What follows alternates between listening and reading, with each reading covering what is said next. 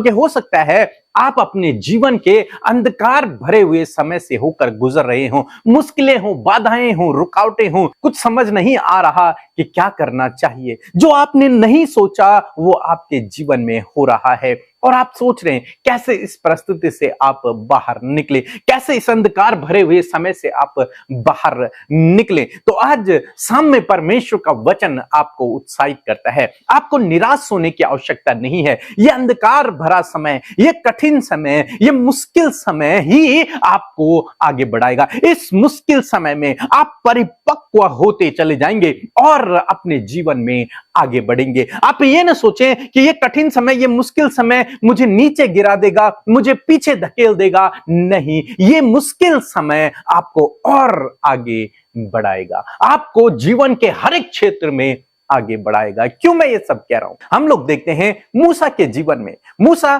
फिरौन के घर में है और वहां वो पाला पोसा गया और वो वहां बड़ा हुआ, एक राजकुमार के रूप में वहां पर रहा। लेकिन उसके बाद उसे कई सालों तक जंगल में रहना पड़ा, उस राजपाट को उसे छोड़ना पड़ा और वो भेड़ बकरियों का चरवाहा बन गया। काफी सालों तक मूसा ऐसे समय में रहा मानो उसके जीवन में एक अंधकार भरा हुआ समय चल रहा हो, अपने लोगों से दूर।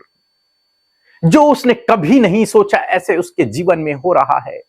वो राजपाट सब कुछ छूट गया, वो अच्छा जीवन सब कुछ छूट गया। अब कठिनाई का जीवन वहां व्यतीत कर रहा है, भेड़ बकरियों को चरा, किसी दूसरे के घर में रह रहा है। लेकिन दोस्तों, क्या आप जानते हैं कि इसी कठिन समय में, इसी मुश्किल दौर में, इसी अंधकार के समय में परमेश्वर ने मूसा से बातचीत की, परमेश्वर ने मूसा को बुलाया, उसे परिपक्व किया, उसे बिल्ड किया और उसे इस्तेमाल किया। उसके बाद यदि वो उन सालों में भेड़ बकरियों का चरवाहा न बनता तो वो कभी भी इजरायलियों का भी चरवाहा नहीं बन पाता, उनको भी लीड नहीं कर पाता। इस समय में परमेश्वर ने उसे सिखाया कि कैसे उसे अगुवाई करनी है।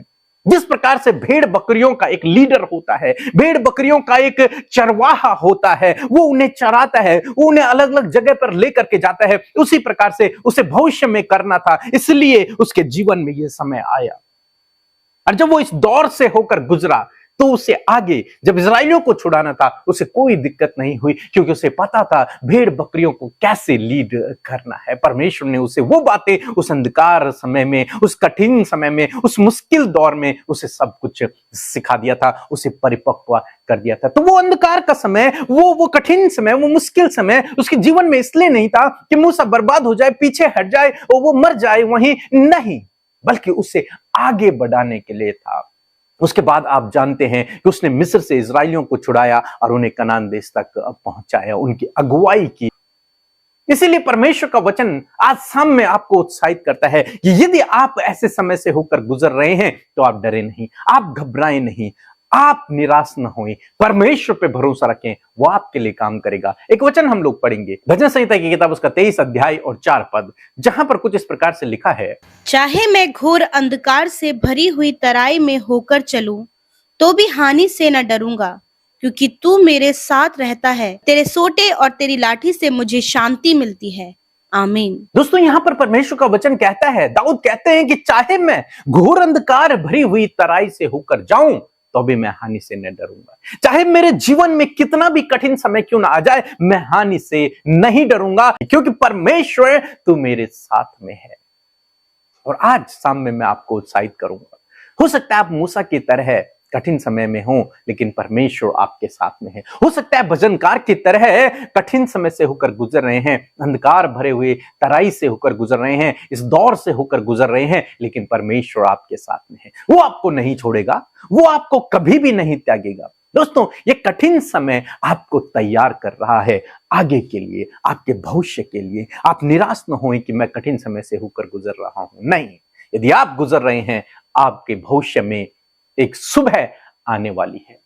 जिस प्रकार से हर रात के बाद एक नई सुबह आती है, उसी प्रकार से इस कठिन समय के बाद आपके जीवन में खुशहाली का जीवन आने वाला है, आशीषों का जीवन आने वाला है, एक नई सुबह आपके जीवन में आने वाली है। इस बात को आप रिसीव करें और परमेश्वर का धन्यवाद करें कि बहुत जल्द आप अपने जीवन में परमेश्वर की भलाइयों को देखोगे। बहुत जल्द आपके जीवन का यह अंधकार का समय मिट जाएगा और प्रकाश वाला समय आपके जीवन में आ जाएगा। तो प्रभु आपको इस वचन के द्वारा बहुतायत से आशीष दे। आमीन।